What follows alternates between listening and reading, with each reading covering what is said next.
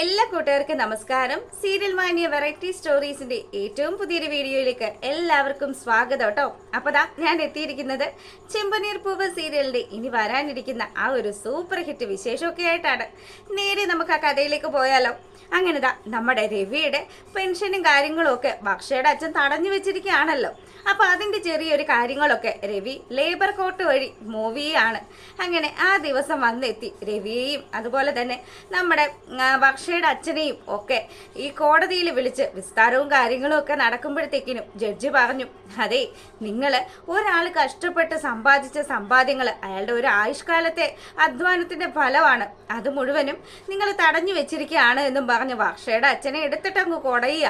അപ്പൊ ഈ സമയത്താണെങ്കിലോ, സാറേ, ഞാൻ അങ്ങനെ മനഃപൂർവ്വം ഒന്നും ചെയ്തിട്ടില്ല എന്നുള്ള രീതിയിലൊക്കെ പുള്ളിക്കാരൻ പറയുന്നുണ്ടെങ്കിലും ജഡ്ജിക്ക് എല്ലാ കാര്യങ്ങളും ബോധ്യപ്പെട്ടത് കൊണ്ട് നമ്മുടെ രവിക്കാണെങ്കിൽ ഇതുവരെ തടഞ്ഞു വെച്ചിരിക്കുന്ന സകല പെൻഷൻ കാര്യങ്ങളും ആനുകൂല്യങ്ങളും അതോടൊപ്പം തന്നെ ഇതൊക്കെ മനഃപൂർവ്വം ചെയ്തു വരുത്തിയതാണ് എന്നുള്ള രീതിയിൽ പുള്ളിക്കാരനെ കൊണ്ട് ഒരു 1,00,000 രൂപ എക്സ്ട്രാ നീ പെറ്റി അടിക്കണം എന്നുള്ള രീതിയിൽ കൂടെ സംസാരിച്ചു. അപ്പൊ പുള്ളിയാണെങ്കിൽ മൊത്തത്തിൽ ദേഷ്യം വന്നിരിക്കുകയാണ്. ഇത്രയും കാലവും ഇയാളുടെ പെൻഷൻ കൊടുക്കാതെ തടഞ്ഞു വെച്ചതാണല്ലോ. അതിന്റെ ആ ഒരു അമർഷവും ദേഷ്യവും ഒക്കെ ഉള്ളത് കൊണ്ട് രവിയാണെങ്കിൽ ഈ കോടതിയിൽ പുള്ളിക്ക് വേണ്ടുന്ന ആ ഒരു നീതി നേടിയെടുക്കുകയും ചെയ്തു. ഈ സന്തോഷത്തിന് നമ്മുടെ സച്ചിയാണെങ്കിൽ, ജഡ്ജി സാറേ, ഒരുപാട് നന്ദിയുണ്ട്. ഇതുപോലെ ജോലി ചെയ്യുന്ന ജഡ്ജികളെ കിട്ടണം, അല്ലാതെ വല്ലവരോടും കാശും വാങ്ങിച്ച് അവരുടെ ഇഷ്ടത്തിനനുസരിച്ച് പെരുമാറുന്ന ആൾക്കാരെയൊക്കെയാണ് ഇപ്പൊ നമുക്ക് കാണാൻ പറ്റുന്നത്. കണ്ടില്ലേ, ഈ സാറ് തന്നെ എൻ്റെ അച്ഛൻ്റെ പെൻഷനൊക്കെ തടഞ്ഞു വെച്ചത്. അങ്ങനെയുള്ള രീതിയിലൊക്കെ സച്ചി സംസാരിച്ചു.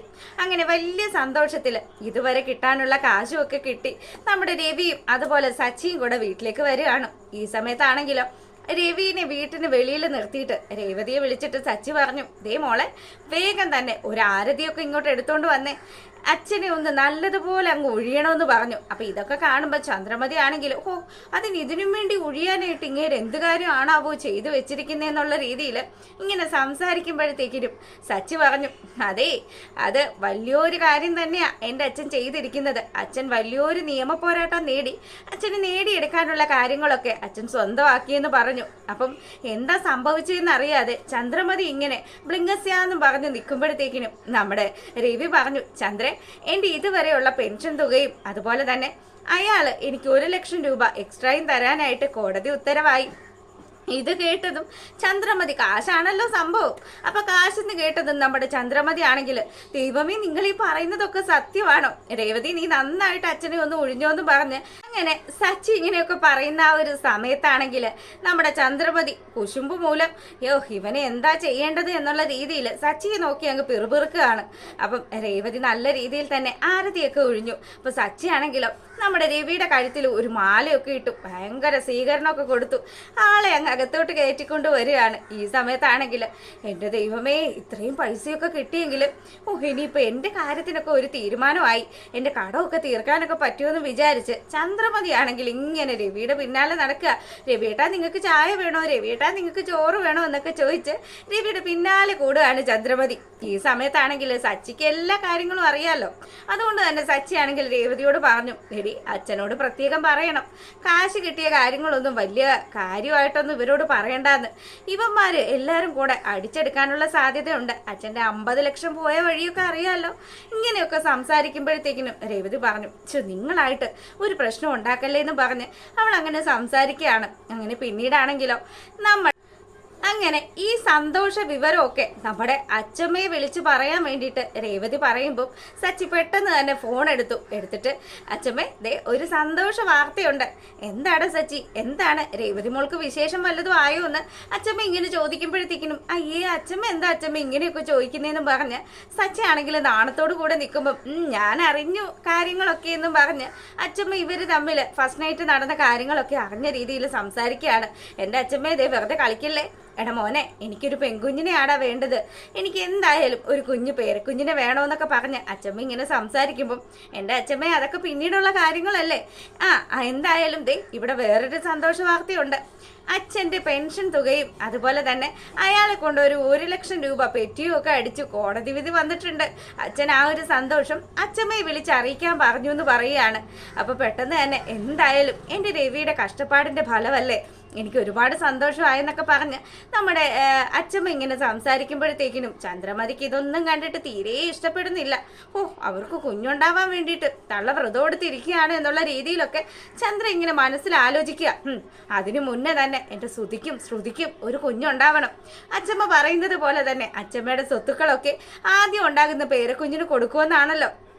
അതുകൊണ്ട് ആ സ്വത്തുക്കൾ മുഴുവനും തൻ്റെ ശ്രുതിക്ക് വന്ന് ചേരണം എന്നുള്ള ഒറ്റ ചിന്തയാണ് നമ്മുടെ ചന്ദ്രമതിക്ക്.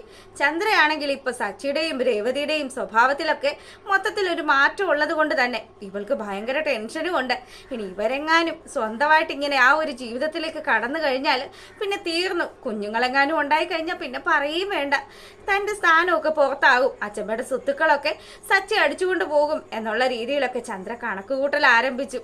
ചന്ദ്രമതി ആണെങ്കിൽ ഇങ്ങനെയൊക്കെ ആലോചിച്ചുകൊണ്ടിരിക്കുമ്പം നമ്മുടെ സച്ചിയും രേവതിയും അവരുടെ റൂമിലിരുന്ന് ഓരോ കാര്യങ്ങളൊക്കെ ഇങ്ങനെ സംസാരിക്കുക. അല്ല, നിങ്ങൾ അച്ഛമ്മയോട് പറഞ്ഞല്ലോ നിങ്ങൾക്ക് പെങ്കൊച്ചിനോടൊന്നും വലിയ താല്പര്യം ഇല്ലാന്ന്, പെൺപിള്ളേര് ബാധ്യതയാണെന്ന് നിങ്ങൾക്ക് തോന്നിയിട്ടാണോ എന്ന് ചോദിക്കുകയാണ്. അപ്പോഴത്തേക്കിനും സച്ചി പറഞ്ഞു, പെൺപിള്ളേരെന്ന് പറഞ്ഞാൽ അധിക ചെലവാണല്ലോ, നമ്മൾ അവരെ പഠിപ്പിക്കണം, അത് മാത്രമല്ല കല്യാണം കഴിച്ചു വിടണം, അതൊക്കെ എക്സ്ട്രാ ചെലവല്ലേ. ആങ്കൊച്ചാണെങ്കിൽ ആ പ്രശ്നങ്ങളൊന്നും ഇല്ലല്ലോ. എന്നാ ഒരു കാര്യം ചെയ്യും, ഇന്ന് മോൻ താഴെ കിടന്നാൽ മതിയെന്നും പറഞ്ഞ് ഇവളിങ്ങനെ സംസാരിക്കുമ്പം അയ്യോ അതെന്താന്ന് ചോദിച്ച് സച്ചി അങ്ങ് കയറി വരികയാണ്. സച്ചി വന്ന് ആ ഒരു ബെഡിൽ ഇരുന്നിട്ട് അവളോട് പറഞ്ഞു, ഞാൻ വെറുതെ പറഞ്ഞതാണ് മോളെ, ദേ ക്ഷമിച്ചേക്ക്. അപ്പം പറഞ്ഞു, ഇല്ല നമുക്കിനി ഒരു കുഞ്ഞുണ്ടായാലോ, നമ്മൾ ഒരുമിച്ച് ഇവിടെ കിടന്നാലല്ലേ അങ്ങനെയൊക്കെ ഉണ്ടാവുള്ളൂ എന്ന് പറഞ്ഞ് ഇവളിങ്ങനെ സംസാരിക്കുമ്പോഴത്തേക്കിനും പെട്ടെന്ന് തന്നെ സച്ചി പറഞ്ഞു, പൊന്നു മോളെ ചതിക്കരുത് എന്നും പറഞ്ഞ് അവരവിടെ അങ്ങനെ ഹാപ്പി ആയിട്ട് സംസാരിക്കുകയാണ്. അപ്പം ഈ കാര്യങ്ങളൊക്കെ അപ്പുറത്തിങ്ങനെ ചെവി വട്ടം പിടിച്ച് ചന്ദ്രമതി കേട്ടുകൊണ്ടിരിക്കുകയാണ്. ചന്ദ്രക്കാണെങ്കിൽ ടെൻഷൻ കൂടി. എൻ്റെ ദൈവമേ, ദേ ഇവളും അവനും കൂടെ എന്തൊക്കെയോ കാര്യങ്ങളൊക്കെ പ്ലാൻ ചെയ്യുന്നുണ്ടല്ലോ, ഈശ്വര കൈവിട്ട് പോയോ എന്നൊക്കെ വിചാരിച്ച് ചന്ദ്ര ഇങ്ങനെ ആലോചിക്കുമ്പോഴത്തേക്കിനും ഇനി എന്ത് ചെയ്യും, എങ്ങനെ ഇവളെ കുറച്ച് ദിവസം ഈ വീട്ടിൽ നിന്നൊന്ന് മാറ്റി നിർത്തും.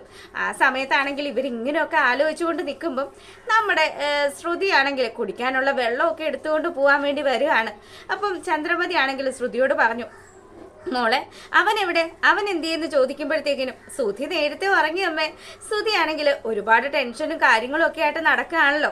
ഇപ്പതാ പുതിയ ജോലിക്ക് ജോയിൻ ചെയ്തത് കൊണ്ട് തന്നെ പുള്ളിക്കാരന് ഭയങ്കര ടെൻഷനാണ്. അതുകൊണ്ട് നേരത്തെ കിടന്ന് ഉറങ്ങിയെന്ന് പറയുമ്പോൾ ചന്ദ്രമതി ആണെങ്കിൽ ശ്രുതിയോട് പറഞ്ഞു, എൻ്റെ പൊന്നു മോളെ, ദേ അവനൊരു പൊട്ടനാണ്, നീ അവനോട് കാര്യങ്ങളൊക്കെ പറഞ്ഞു ധരിപ്പിക്കണോട്ടോ. ദേ എനിക്ക് ഏറ്റവും വലിയ ആഗ്രഹം എന്ന് പറഞ്ഞാൽ നിങ്ങൾക്ക് രണ്ടുപേർക്കും ഒരു കുഞ്ഞുണ്ടാവണം, അത് സച്ചിക്കും രേവതിക്കും മുന്നേ നിങ്ങൾക്ക് തന്നെ ജനിക്കണമെന്നൊക്കെ പറഞ്ഞ് ചന്ദ്ര ഇങ്ങനെ ശ്രുതിയോട് കാര്യങ്ങൾ സംസാരിക്കുമ്പോൾ അവനോട് പറയുക കിടന്നുറങ്ങല്ലേ എന്നൊക്കെ പറഞ്ഞ് അവനോട് കാര്യങ്ങളൊക്കെ പറഞ്ഞു കൊടുക്കാൻ ശ്രുതിയെ ചട്ടപ്പെടുത്തി വിടുകയാണ് ചന്ദ്രമതി. ഈ സമയത്താണെങ്കിലും നമ്മുടെ സച്ചിയുടെയും രേവതിയുടെയും കാര്യങ്ങളും ആലോചിച്ചിട്ട് ഒരു മനസമാധാനം ഇല്ലാതെ ഉറക്കമില്ലാണ്ട് ചന്ദ്ര ഇങ്ങനെ കുത്തിയിരിക്കുകയാണ്. ആ സമയം ചന്ദ്രമതി ഇങ്ങനെ സമയം നോക്കുക, ഈശ്വര മണി 1 മണിയായി, ഇനിയിപ്പോൾ എന്ത് ചെയ്യും, ഞാൻ എന്ത് ചെയ്തിട്ടാണ് ഇവളെ ഒന്ന് ഈ വീട്ടിൽ നിന്ന് പറഞ്ഞു വിടുക എന്ന് ആലോചിക്കുമ്പോൾ പെട്ടെന്ന് തന്നെ നമ്മുടെ ഭാമയുടെ മുഖം ചന്ദ്രയുടെ മനസ്സിലേക്ക് തെളിഞ്ഞു വരികയാണ്. എന്തിനും ഏതിനും കൂട്ടു നിൽക്കുന്ന കൂട്ടുകാരിയാണല്ലോ. അതുകൊണ്ട് തന്നെ ഭാമയെക്കുറിച്ച് ആലോചിച്ചു. ഭാമയോട് കാര്യങ്ങളൊക്കെ പറയാം, അവൾ ഇതിനൊരു പരിഹാരം ഉണ്ടാക്കുമെന്ന് വിചാരിച്ചിട്ട് നമ്മുടെ ചന്ദ്രയാണെങ്കിൽ പാതിരാത്രിയാണെന്ന് പോലും വിചാരിക്കാതെ ഭാമയുടെ ഫോണിലേക്ക് വിളിക്കുകയാണ്. എൻ്റെ പൊന്നു ചന്ദ്ര, നിനക്ക് ഉറക്കമൊന്നും ഇല്ലേന്ന് ചോദിച്ചിട്ട് ഭാമയാണെങ്കിൽ കണ്ണൊക്കെ തിരുമ്മി അങ്ങ് എഴുന്നേറ്റു. എടി എന്താടി നിനക്ക് എന്ത് പറ്റി എന്നൊക്കെ ചോദിക്കുമ്പം എടി എനിക്കൊരു മനസ്സമാധാനം ഇല്ലടി, ദേ ഇവിടെ സച്ചിയും രേവതിയും കൂടെ ഭയങ്കര സന്തോഷത്തിലാണ് കഴിയുന്നത്, അതൊക്കെ കണ്ടു കഴിയുമ്പം എനിക്ക് ചങ്ക് തകരുകയാണ്. എൻ്റെ ചന്ദ്ര, അത് നിന്റെ മകനും മരുമകളും അല്ലേ, പിന്നെ നിനക്ക് എന്താ പ്രശ്നം, അവർ നന്നായിട്ട് ജീവിക്കട്ടെ, അത് നിനക്ക് സന്തോഷമുള്ള കാര്യമല്ലേ ആവേണ്ടത്. എടി നീ ഇപ്പൊ എങ്ങനെയാണ് അവിടെ തനിയെ കഴിയുന്നത്, അതുപോലെ ഞാനും തനിയെ കഴിയേണ്ടി വരും, അതൊക്കെയാണ് ഇനി അങ്ങ് വരാൻ പോകുന്നതെന്നൊക്കെ പറഞ്ഞ് ചന്ദ്രമതി തൻ്റെ മനസ്സിലെ ആശങ്കകളൊക്കെ പറയുക. എടി അതുമല്ല, ശ്രുതിക്കും ഒരു കുഞ്ഞ് പിറക്കണം, ആ കുഞ്ഞിന് അച്ഛമ്മയുടെ സ്വത്തുക്കളൊക്കെ വന്നു ചേരണം, ഇതൊക്കെയാണ് എൻ്റെ ആഗ്രഹം. ഇപ്പൊ നമ്മൾ എന്ത് ചെയ്യും, രേവതിയെ കുറച്ച് ദിവസത്തേക്ക് ഇവിടെ നിന്ന് മാറ്റി നിർത്തണം, ഇവരെ രണ്ടുപേരെയും രണ്ടിടത്താക്കണം, അതാണ് എൻ്റെ ആഗ്രഹം എന്ന് പറഞ്ഞു. അങ്ങനെ കൂട്ടുകാരിയാണെങ്കിൽ ഇരുന്ന് തല പുകച്ചങ്ങ് ആലോചിക്കുകയാണ്. ആ ചന്ദ്രമതി എടി, ഒരു മാർഗമുണ്ട്, ഞാൻ പറഞ്ഞു തരാം.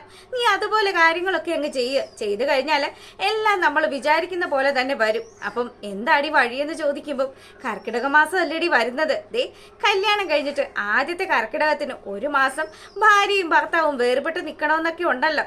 അതുകൊണ്ട് തന്നെ ഈ സമയത്ത് അങ്ങനെ ഭാര്യയും ഭർത്താവുമായിട്ട് ജീവിക്കാൻ പറ്റില്ലെന്നും അങ്ങനെ ജീവിച്ചിട്ട് അവർക്കൊരു കുഞ്ഞുണ്ടായി കഴിഞ്ഞാൽ അതൊക്കെ ഭയങ്കര പ്രശ്നങ്ങളാകുമെന്നൊക്കെ പറഞ്ഞ് നീ അവരെ കാര്യങ്ങൾ പറഞ്ഞ് ധരിപ്പീര്. എന്തായാലും രേവതിയുടെ വീട്ടിലും വിളിച്ചിട്ട് പറയും, അവളുടെ അമ്മയെ വിളിച്ച് പറയും മകളെ വന്ന് കൈയോടുകൂടി കൂട്ടിക്കൊണ്ടു പോകാനായിട്ട്. നീ വിചാരിച്ചാൽ നീ പറയുന്ന രീതിയിലൊക്കെ കാര്യങ്ങൾ നടത്തി കഴിഞ്ഞാൽ നിനക്ക് തന്നെ ആയിരിക്കും നേട്ടം എന്നൊക്കെ പറഞ്ഞു. എൻ്റെ തലയിൽ ഇത്തരത്തിലുള്ള ബുദ്ധിയൊക്കെ വരുന്നുള്ളൂ എന്നും പറഞ്ഞ് നമ്മുടെ ഭാമയാണെങ്കിൽ എന്നാ ശരി ചന്ദ്രൻ, ഞാൻ ഉറങ്ങട്ടെ എന്നൊക്കെ പറഞ്ഞ് ചന്ദ്രമതിയുടെ ഫോണൊക്കെ വെച്ചു. ഭാമ അവിടെ കൂർക്കം വലി തുടങ്ങുമ്പോഴത്തേക്കിനും ചന്ദ്രമതി ആണെങ്കിലും രാത്രിയായാലും പ്രശ്നമില്ല എന്ന് വിചാരിച്ചിട്ട് നമ്മുടെ രേവതിയുടെ അമ്മയെ വിളിക്കുകയാണ്. അങ്ങനെ അമ്മയെ വിളിച്ചിട്ട് പറഞ്ഞു, നിങ്ങൾ എന്തേലും ഒരു മര്യാദയുള്ള കൂട്ടരാണോ? അല്ല, ഒരു അല്പമെങ്കിലും ഒരു മര്യാദ കാണിക്കണ്ടേ? എത്രയൊക്കെ വന്നാലും നിങ്ങളുടെ മകളെ ഇങ്ങ് കല്യാണം കഴിച്ചു വിട്ടു, അപ്പൊ നിങ്ങളുടെ ഉത്തരവാദിത്വം തീർന്നെന്നാണോ നിങ്ങൾ വിചാരിച്ചു വെച്ചിരിക്കുന്നത്?